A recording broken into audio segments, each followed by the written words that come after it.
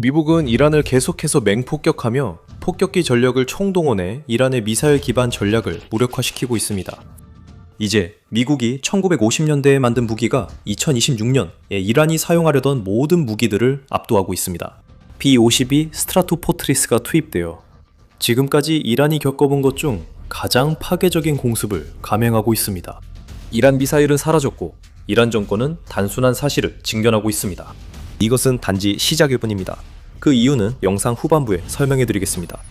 먼저 미국과 이스라엘이 이란의 방공망 80%를 파괴한 이후 미국이 제공권, 아니 어떤 이들은 지배권까지 장악한 상황에서 P-52로 무엇을 하고 있는지 알아보겠습니다. 3월 9일 이 포함된 한 주 동안 미국은 이란이 공습을 저지하는 데 사용할 수도 있었던 방공망을 스텔스 폭격기와 전투기로 무력화시킨 뒤 계속해서 공습을 가했습니다. 미국 중부사령부가 이 오래된 폭격기들이 이란으로 출격하는 영상을 공개하면서 P-52가 이번 공격의 핵심 역할을 하고 있음을 분명히 했습니다. 여기서 우리는 정밀 타격 후 등장한 대형 망치를 보고 있습니다. 미국은 방공 위협이 사실상 사라져 가장 오래된 폭격기로 이란 영토 깊숙이 진입할 수 있게 됐습니다. B-52 조종사들은 여전히 조심해야 합니다. 미국의 폭격기들이 곧 밝혀질 여러 지원을 받고 있지만 고립된 방공 시스템은 여전히 남아 있습니다. 하지만 미국이 지금 하고 있는 것은 P-52를 이용해 이란에 엄청난 화력을 퍼붓는 것입니다. 그리고 그 폭격기들은 한 가지 목표물을 집중적으로 타격하고 있는데 바로 이란의 미사일 인프라입니다. 맥스 애프터버너는 미국의 F-22와 F-35 스텔스 기체가 이란이 가지고 있던 모든 방어 시설을 제거했다고 추가로 설명합니다. EA-18G 그라울러 또한 이란 내에 안전한 항공 통로를 만들어 P-52 폭격기가 목표물을 타격하기 위해 필요한 곳으로 직접 비행할 수 있도록 도왔습니다. 애프터버너는 다른 항공기들이 P-52 스트라토포트리스가 이란에 진입해 큰 임무를 수행할 수 있도록 길을 열어주고 있다고 말합니다. P-52는 이란의 미사일 네트워크 잔여물과 생산시설을 강력하게 타격하고 있습니다. 워존 자세히 설명하면서 이란에 처음 도착한 폭격기들이 이란의 방공망이 무력화되는 동안 지능적으로 공격을 감행했다고 언급합니다. 첫 번째, B-52 폭격기 편대는 미국 내 기지에서 출격해 30시간이 넘는 왕복 비행을 하며 AGM-158 JSSM 미사일을 이란 전역의 목표물에 투하했습니다. 이 방식은 P-52의 스텔스 성능 부족을 극복했습니다. AGM-158은 스텔스 순항 미사일로 이란 방공망에 탐지되지 않고 통과할 수 있습니다. 이 미사일들을 먼 거리에서, 심지어 이란 영공 밖에서라도 이라크나 우호적인 걸프 국가의 기지를 통해 발사함으로써 미국은 노후한 폭격기를 이란의 방공망에 노출시키지 않고도 강력한 타격을 가할 수 있었습니다. 최근의 공습으로 상황이 달라졌습니다. 이란 입장에서는 미국이 하는 일로 인해 고통을 느끼고 있습니다. 애프터버너가 미국이 P-52를 사용해 이란의 미사일 인프라 잔여물을 제거하고 있다고 언급한 것은 분명한 전술이 작동하고 있음을 보여줍니다. 24뉴스에 따르면 이스라엘은 이란 미사일 발사대 약 70%가 이미 작전에서 제외됐다고 주장하며 이는 이란에 미국이나 이스라엘에 대한 반격 능력을 크게 제한하고 있습니다. 이 매체는 이란이 일부 손상된 발사대를 복구했지만 이 발사대들이 벙커버스터 폭탄의 표적인 지하시설로 옮겨져 수리에도 별로 쓸모가 없다고 보도했습니다. 월스트리트 저널은 이란의 미사일 위협이 너무 철저하게 약화되어 원래는 포화 전략이었던 것이 이제는 제한된 발사로 적들에게 무모하게 공격을 가하는 수준으로 전락했다고 덧붙였습니다. 3월 6일까지 이란의 탄도미사일 발사는 전쟁 첫날에 비해 90% 감소했습니다. 그리고 이란은 자신들이 선호하는 대량 공격 대신 P-52와 다른 항공기들이 미사일 네트워크를 마비시키고 있기 때문에 어쩔 수 없이 지속적인 소규모 공격에 집중할 수밖에 없었던 것으로 보입니다. 그래서 미국의 전략은 간단합니다. 이란의 미사일을 계속 강하게 타격하면 그들의 지속력도 결국 사라질 것입니다. 그것이 바로 최근 이란에서 B-52가 사용된 사례에서 우리가 본 것입니다. 애프터버너는 이렇게 설명합니다. 그가 3월 9일 분석을 발표하기 불과 2시간 전에 미국 폭격기가 이란의 탄도미사일 발사대와 미사일 생산시설을 정밀 타격하는 영상이 공개됐다고 언급합니다. 2차 타격의 중요성을 과소평가하지 마세요. 우선순위는 항상 이란의 미사일 발사대를 무력화하고 가능한 한 많은 탄도미사일 비축분을 파괴하는 것이었지만 이란은 앞으로 몇 년 동안 미사일 비축량을 대폭 늘리려는 야심찬 계획도 가지고 있었습니다. 이스라엘군에 따르면 이란은 최근 미사일 생산을 크게 늘렸으며 2027년까지 8,000기 탄도미사일 비축을 목표로 하고 있습니다. 그런 일은 허용할 수 없습니다. 이란이 많은 미사일을 갖게 되면 중동 거의 모든 목표를 포화 공격 전략으로 파괴할 수 있습니다. 물론 P-50이 폭격기 공격 시 발사대를 숨길 수 있다는 전제입니다. 그래서 지금 미국이 하고 있는 것은 이란의 미사일 발사대와 기존 비축분을 심하게 폭격해서 이란이 숨을 수밖에 없게 만든 상황에서 이제 미사일 생산 수단에 초점을 맞추고 있다는 점입니다. 여기서 목표는 이란의 미사일 생산을 정체시키는 것입니다. 즉, 앞으로 이란 정권이 미사일을 발사할 때마다 P-52 폭격기가 이란의 탄도미사일 생산 시설을 파괴했기 때문에 보충되지 않는 비축분을 소모하게 된다는 뜻입니다. 미국의 아주 뛰어난 전략입니다. 그리고 이제 B-52 폭격기들은 이란을 정확하고 강력하게 타격할 수 있도록 지원을 받고 있습니다. 우리는 이미 그 지원을 언급했고 애프터버너가 출처를 설명합니다. 애프터버너에 따르면 일부 공격은 P-52 폭격기에서 이루어지며 프레데터 드론이 정보 수집과 감시, 정찰 임무를 맡고 있습니다. 즉, 미국은 드론 정찰로 폭격기 전략을 발전시켰다는 뜻입니다. 프레데터 드론은 전투 피해 평가를 수행하여 어떤 목표가 타격을 받았는지, 남아있는 목표는 무엇인지, 그리고 이란이 P-52 폭격기에게 위협이 될 수 있는 무기를 가지고 있는지 확인하고 있습니다. 이것을 통해 B-52 조종사들은 전쟁 초기 며칠 동안 이미 확보된 안전한 항로를 파악할 수 있을 뿐만 아니라 아직 타격되지 않은 목표를 향한 안전한 우회 경로도 찾을 수 있게 됩니다. 이는 드론을 매우 효율적으로 활용하는 방법입니다. 공격에 가담하지 않는 한 이란의 잔존 방공망에 위협이 되지 않으므로 표적이 될 가능성도 낮기 때문입니다. 그리고 여기서 우리가 보고 있는 것은 미국이 우크라이나 전쟁에서 몇 가지 교훈을 얻고 있다는 점일 수 있습니다. 특히 드론을 이용한 정찰 및 정보 수집 측면에서 그러하며 그 교훈을 우크라이나가 사용할 수 있는 것보다 훨씬 더 발전되고 강력한 공중 무기고를 통해 투입되는 전력을 배가시키는 데 적용하고 있다는 것입니다. 프레데터는 장시간 비행과 다중 임무 수행을 고려해 설계되어 이 임무에 적합합니다. 이 드론은 770마일 항속거리를 가지고 있어 P-52 폭격 작전 전에 넓은 지역을 정찰할 수 있습니다. 25,000피트 고도까지 상승할 수 있는 프레데터는 이란의 많은 방공 시스템 사거리 밖에 머물 수 있습니다. 단가가 $20,000로 다소 높지만 실제로 하나의 프레데터 유닛에는 드론 4대와 센서, 지상 통제소, 위성이 포함되어 있습니다. 이 드론은 미국이 배치하고 있는 정보 수집 자산이며 필요하다면 450파운드의 탑재량으로 목표물을 공격할 수도 있습니다. 드론 정보 외에도 B-52 조종사들은 다양한 소스로부터 더 많은 데이터를 받습니다. 애프터버너는 B-52에 대해 그들은 이 목표물을 정확히 볼 수 있다고 말합니다. 그리고 그들은 다른 전투기들 MQ-9, RQ-4, 글로벌 호크에서 정보를 실시간으로 P-52에 전달해서 목표물이 어디에 있는지, 다음에 어디를 타격해야 하는지 보여주고 있습니다. 이것이 의미하는 바는 미국의 P-52가 파상적으로 공격을 수행할 수 있다는 것입니다. 그들은 강하게 타격하고 재보급 후 다시 와서 새로운 목표를 강하게 타격합니다. 그리고 8,800마일이 넘는 전투 항속거리를 가진 B-52는 조종사가 다음 정보를 기다리는 동안 사실상 하늘에서 대기할 수 있습니다. 다음 목표가 들어오면 버튼을 누르고 정밀폭탄이 타격해야 할 곳을 향해 날아갑니다. 이 방식은 매우 효과적입니다. 곧 그 이유를 설명하겠습니다. 그 전에 여기는 더 밀리터리 쇼입니다. 아직 구독하지 않으셨다면 지금 이 버튼을 눌러 최신이란 전쟁 뉴스를 놓치지 않을 완벽한 순간입니다. 애프터버너에 따르면 이 방식은 초기 B-52 폭격 이후 이어진 것으로 미국의 노후 폭격기가 3월 9일까지 72시간 동안 200개의 표적을 타격하게 만들었습니다. 이들 공격은 이란 미사일 전력을 점차 약화시키고 있습니다. B-52가 공격할 때마다 이란은 발사대를 잃거나 미사일 비축군을 잃거나 지하기지에서 미사일을 운반하는 데 사용하는 터널 중 하나를 잃게 됩니다.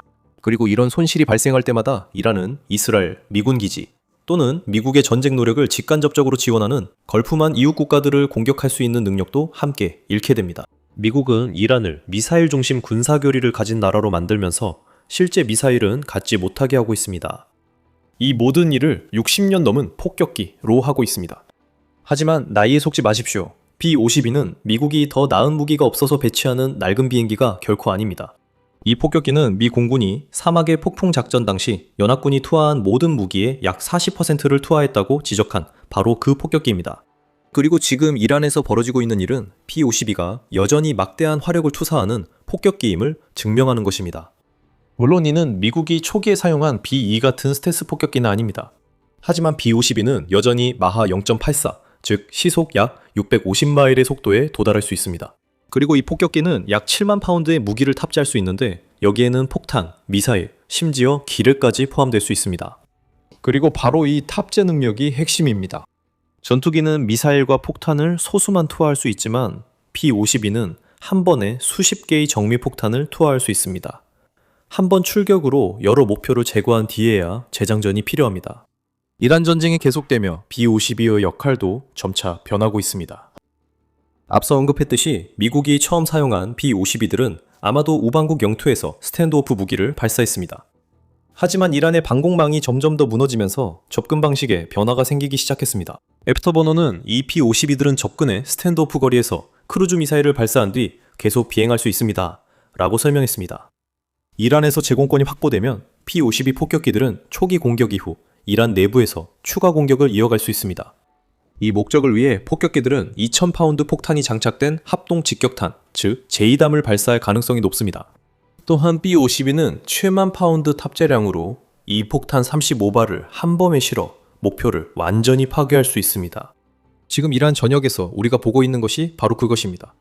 그리고 또 다른 최근의 발전 덕분에 앞으로 며칠 동안 이런 모습을 훨씬 더 많이 보게 될 것입니다. 계속 지켜봐 주시면 그 이유를 설명해 드리겠습니다.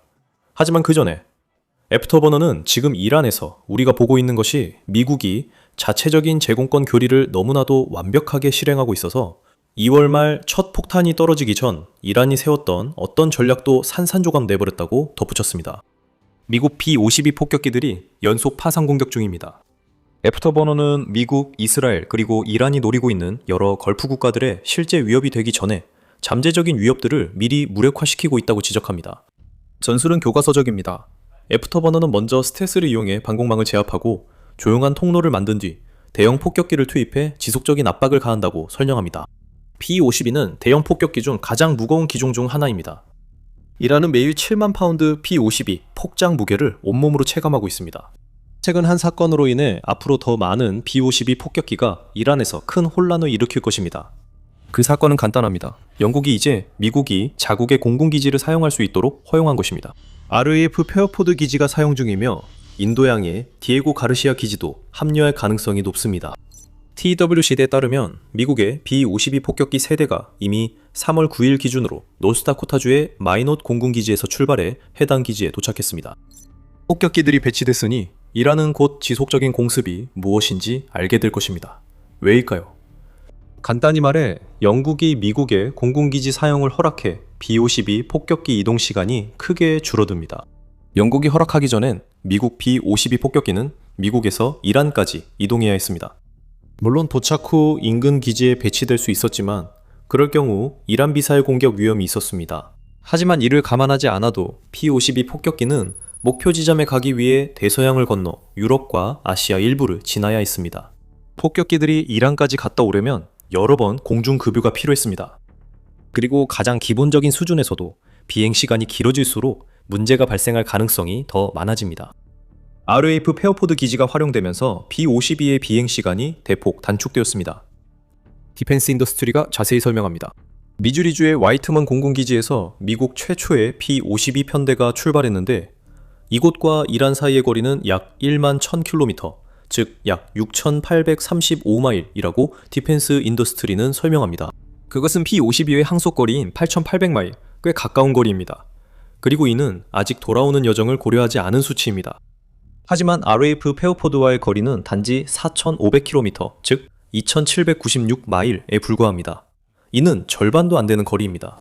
이렇게 하면 미군 폭격기가 이란에 폭탄을 투하한 후 보복 사거리에서 벗어난 기지로 돌아올 수 있습니다. 하지만 여전히 B-52의 항속거리 내에 있습니다. 왕복 비행 시에도 B-52는 RAF 페어포드에서 출격하면 연료 탱크에 3000마일 넘는 비행거리가 남습니다. 미국은 이 기지를 매우 잘 알고 있습니다. BBC 보도에 따르면 미 공군 501 전투지원 비행단은 오랜 기간 이 기지에서 근무해왔으며 미국의 폭격기 부대에 지원을 제공합니다. B-1, B-2, B-52 모두 이전에 이 기지에 배치된 적이 있습니다. 이미 인프라가 갖춰져 있기 때문에 추가로 건설할 필요가 없습니다. 미국은 폭격기 정비 및 운용팀을 보유하고 있습니다. 곧 미국 수송기가 탄약을 싣고 P-52 등 폭격기들이 계속 무장할 수 있게 RAF 페어포드 기지로 향하는 모습을 보게 될 것입니다. 그리고 여기에 더해 아직 언급하지 않은 미국 폭격기들이 이란까지 훨씬 짧은 거리를 이동하게 된다는 단순한 사실도 있습니다. 거리가 가까울수록 공격이 더 자주 발생합니다. 이란 입장에서는 P-52가 미사일 인프라에 끼치는 혼란이 끝날 기미가 보이지 않습니다. 오히려 영국 기지가 가동되면서 지금까지 우리가 목격한 이미 파괴적인 공격들이 강도와 빈도 면에서 더욱 격화될 것임을 의미합니다. 트럼프는 또한 미국이 임무가 완수될 때까지, 즉 이란 정권이 완전히 붕괴될 때까지 계속해서 이란을 공격할 것임을 분명히 밝혔습니다. 3월 9일 전쟁 종료 시기를 묻자 트럼프는 미국이 이미 이란 지도부 두 계층을 제거했다며 사람들은 그 지도자들에 대해 들어본 적도 없다고 했습니다. 우리는 우리의 군사 목표를 달성하는 데 있어 큰 진전을 이루고 있습니다. 완성을 향한 큰 진전이 있다고 해서 전쟁이 끝났다는 의미는 아닙니다. 이란이 알리 하메네이의 아들 모주타바 하메네이를 최고 지도자로 임명하기로 한 결정은 이란에 도움이 되지 않고 있습니다. 알자지라에 따르면 트럼프는 그 임명을 강하게 비판하며 오래가지 않을 것임을 노골적으로 암시했습니다. 즉, 이란이 하메네이를 다른 인물로 바꾸는 것만으로는 충분하지 않습니다. 또 다른 하메네이를 보려고 이 일을 겪는 게 아닙니다. 선출 과정에 직접 참여하고 싶다고 트럼프가 말했습니다. 이란은 다르게 생각하지만 이란이 트럼프가 원하는 바와 정반대되는 지도자를 계속 임명하는 한 휴전 협상이 가능할지 의문입니다. 그런 임명이 지속되는 한 B-52 폭격기는 계속 비행할 것입니다. 매번 출격할 때마다 이란의 비대칭 전쟁 전략에 더 강한 타격이 가해지고 더 많은 미사일 기지와 발사장이 파괴될 것입니다. 저장 시설과 미사일 제작 인프라도 마찬가지입니다.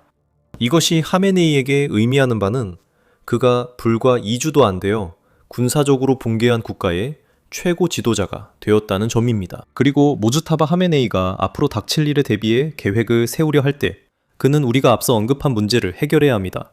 미국의 B-52 폭격기들은 지금 그 어느 때보다 가까이에 있습니다. 이들은 RAF 페어포드 기지에 배치되어 있습니다.